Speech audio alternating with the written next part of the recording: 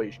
Primeiro, a questão de ser um vídeo atual, daquilo que estava sendo debatido no momento no país.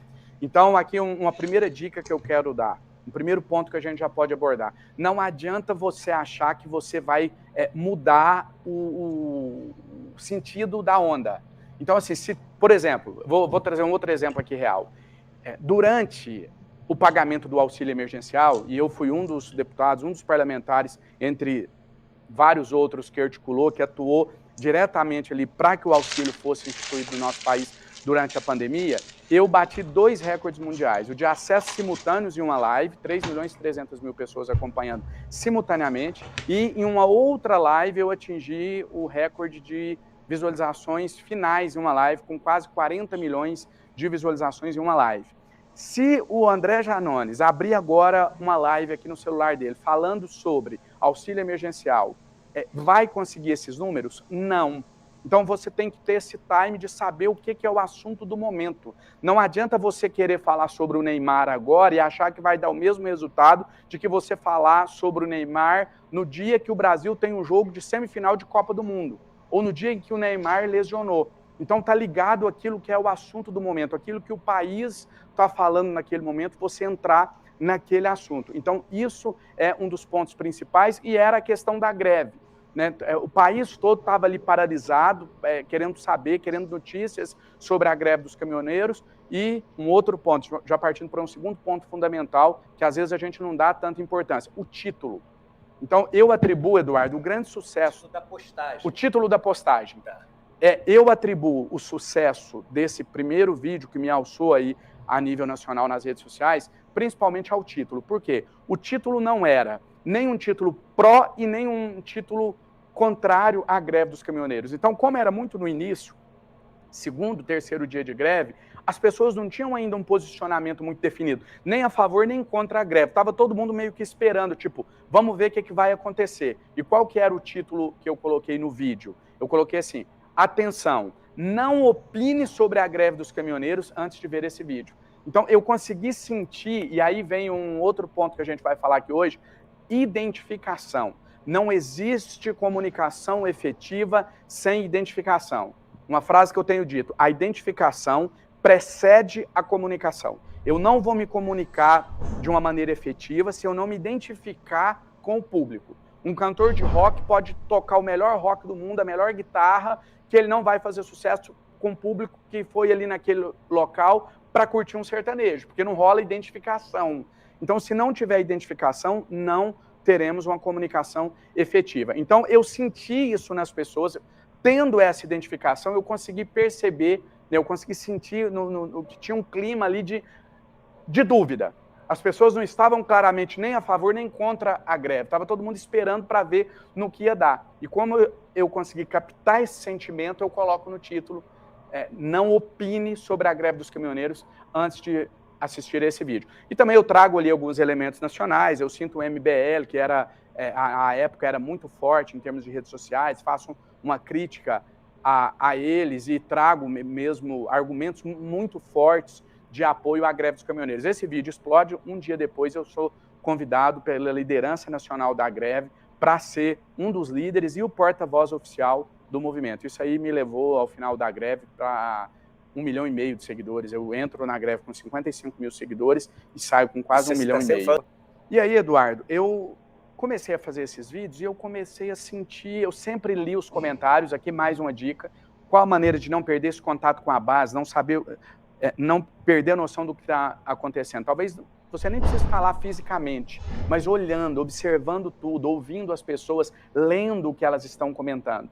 Então, eu fazia o vídeo, fazia o post lá cobrando o poder público para cumprir aquela decisão, e eu ficava ali lendo os comentários. Eu comecei a perceber que começou a pipocar demais comentários reclamando o seguinte: Janones, a minha esposa foi ganhar o bebê, nosso filho, pelo SUS e não permitiram que eu entrasse no quarto. Então eu fazia não tinha nada a ver, o post não era sobre isso, mas aparecia ali. Aparecia uma vez, aparecia 2 vezes. Eu comecei a sentir que tinha alguma coisa diferente, porque vinha aparecendo com muita frequência e o tema não era isso. Então, a identificação. Não perdi o contato com a base, estou ouvindo o que as pessoas estão falando ou lendo o que elas estão escrevendo, senti que tinha algo diferente ali. Comentei com um então colega que hoje, inclusive, trabalha na minha equipe. Eu falei para ele assim, olha, eu vou fazer um vídeo sobre acompanhante no parto e vai bombar. Até então, eu nunca tinha tido um vídeo com mais de 60 mil visualizações. Esse era meu recorde. Uma vez, eu tinha batido 60 mil. O normal era 15, 20 mil visualizações. Fiz um vídeo explicando para as pessoas que toda gestante que fosse ter o seu filho pelo SUS, ela tinha, por lei, o direito a um acompanhante na sala de parto. Fiz esse vídeo explicando e, ao mesmo tempo, cobrando o poder público para cumprir essa lei. E esse vídeo, Eduardo, bateu ao todo, né? Não foi em 24 horas, foi um vídeo que até hoje ele circula, mas ele bateu 13 milhões de visualizações. 13 milhões. Não era um assunto, não tinha ninguém falando sobre isso nos jornais. De onde? Por quê? E eu sabia, eu comentei com esse amigo meu antes, eu disse para ele assim, esse vídeo vai explodir, ele vai ser um viral. Por que eu sabia... Veio da sua atenção ao que estava sendo falado, entendi. Vamos voltando, não perdi o contato com a base. Não perdendo o contato com a base, eu estou atento ao que eles estão falando. Atento ao que eles estão falando, eles vão me dar o que eles entendem como prioritário naquele momento. E saber separar duas noções que são diferentes. Daquilo que é urgente para aquilo que é importante. Não estou aqui dizendo que, vou me ater ao exemplo que eu citei, que a discussão sobre a escola sem partido não é importante. Eu estou dizendo que talvez ela não seja mais urgente. É difícil você trazer pessoas que estão com necessidades mais básicas, mais urgentes, para debater um ponto que para elas não é fundamental. Então, falando especificamente do parlamento, onde é a minha atuação principal, a gente tem ali um espaço para o debate de vários temas, mas a gente tem que saber priorizar aquilo que é urgente, aquilo que é necessidade real do povo brasileiro hoje. A gente falou, e você falou aqui também, sobre essa capacidade de ler, né, de sentir o espírito da coisa, o que está acontecendo, o que é o assunto do momento. E fica parecendo que isso é algo meio mágico, um superpoder. Não é. Aí eu volto em um tema que eu já falei aqui. Como, ok, Janones, a gente entendeu que para acertar o tema do momento, você tem que ter essa capacidade de sentir o que as pessoas estão querendo consumir naquele momento, o que é o assunto do momento. Ok, mas como descobrir o que é o assunto do momento? Isso é um dom? É um superpoder? Não. Para você conseguir isso, você precisa de ter a identificação que eu falei. Você precisa primeiro gerar a identificação. E como que você gera identificação? Vamos buscando a origem. Não perdendo contato com as bases. E aí a gente entra agora na questão política mais diretamente. Né? Existe no campo progressista um afastamento natural das bases. Por exemplo, eu não perco contato com as minhas bases. Então, por que eu sei... Vou te dar um outro exemplo real de um vídeo que eu fiz um dia antes da greve dos caminhoneiros.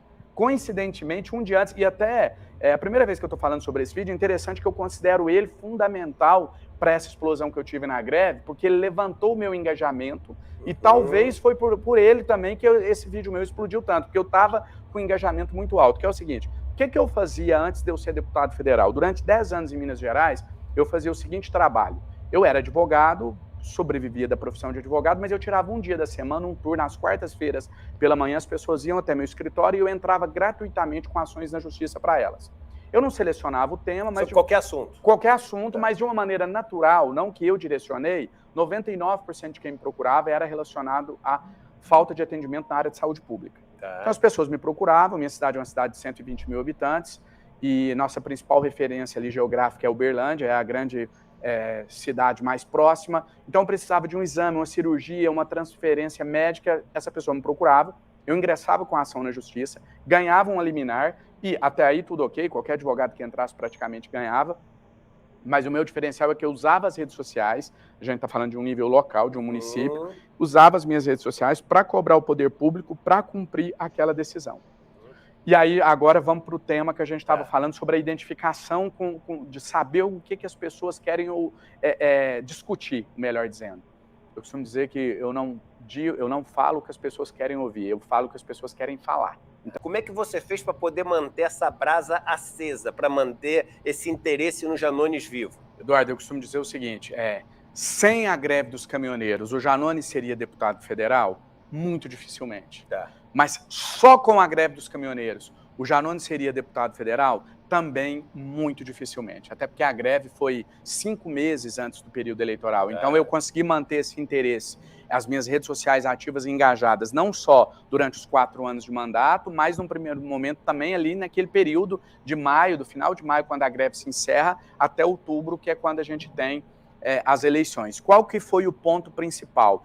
Essa capacidade de me comunicar diretamente com os eleitores, de me comunicar diretamente com a população, de poder representá-las, dar voz, de conseguir captar, né, aonde estavam as necessidades, o que as pessoas queriam ali, onde, em quais pontos elas necessitavam serem ouvidas e ser essa pessoa para fazer essa canalização essa vontade de falar, mas não ter aonde falar, e eu, num primeiro momento, através das minhas redes sociais, e depois através também do parlamento, da tribuna da Câmara, poder levar a voz das pessoas ali. E aí a gente tem alguns pontos, né, como eu disse, que para mim é muito novo, que a gente agora está entendendo que isso é um método, estou tendo a consciência de que isso é um método, né, e a gente está compilando aí alguns pontos que eu sempre fiz, como eu disse, de maneira muito instintiva.